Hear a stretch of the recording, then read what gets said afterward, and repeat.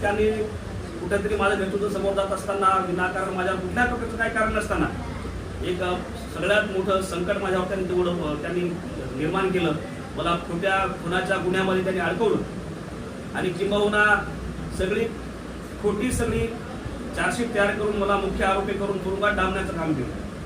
मला त्याच्यामध्ये जवळपास 27-28 मध्ये जेलमध्ये माझा प्रसंग होता आणि निश्चितपणे त्या प्रसंगामुळे स्वतः माझी शारीरिक हानी झाली, मानसिक हानी झाली, कौटुंबिक हानी झाली, आर्थिक हानी झाली आणि सर्वात मोठं तिथे समाजामध्ये मी काम केलं होतं त्या समाजामध्ये देखील मला कुठंतरी समाजामध्ये मला बदनाम करण्याचं मोठं काम त्या विगत लोकांकडून झालं. परंतु तिथं ते चांगलं काम आपल्या जे मी काम चांगल्या समाजामध्ये केलं होतं त्याचं कुठंतरी चांगलं कर्म मला या ठिकाणी मिळालं आणि 2014ला मला तुरुंगात टाकला आणि 2017 साली मी निर्दोष होऊन 302 सत्या खुनाच्या गुन्ह्यातून मी बाहेर निघालो.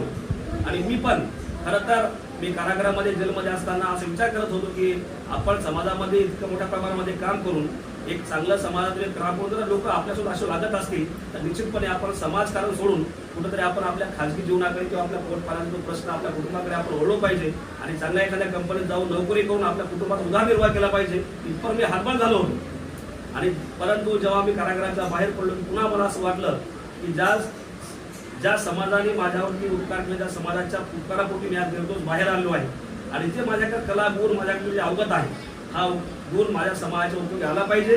पुन्हा एकदा मी माझ्या डोक्यात असलेले जे बाहेर पडण्याचा मार्ग होता समाजकारणाच्या बाहेर जाण्याचा मार्ग होता मी पुन्हा आता समाजकारणावर सक्रिय झालो आणि आज योगायोगा नशिबाने रिपब्लिकन सेनेचे राष्ट्रीय अध्यक्ष आनंदराज आंबेडकर साहेबांच्या पक्षाच्या पक्षामध्ये आज माझ्यासारख्या सामान्य कार्यकर्त्याला महाराष्ट्राचं युवा आघाडीचं पद आहे.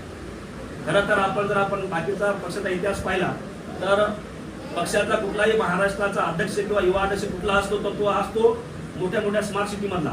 मग ते नाशिक असेल, मुंबई असेल, नागपूर असेल, संभाजीनगर असेल किंवा मेट्रो सिटी आहेत. शक्यतो त्याच मेट्रो सिटी मधले अध्यक्ष पक्ष करत असतात राष्ट्रीय अध्यक्ष. परंतु आज रिपब्लिकन सेनेचे नेते आनंदराज आंबेडकर साहेबांचा मी खूप आभारी आहे. त्यांनी माझ्यासारख्या सामान्य एखाद्या खेड्यातल्या झोपडीतल्या एखाद्या महाराणातल्या कार्यकर्त्याला त्यांनी आज एवढं मोठं पद देऊन मला सन्मान दिला आहे. निश्चितपणे त्या रिपब्लिकन सेनेच्या माध्यमातून मी आज महाराष्ट्रभर समाजाचं आणि बहुजन समाजाच्या ठिकाणी काम करत आहे.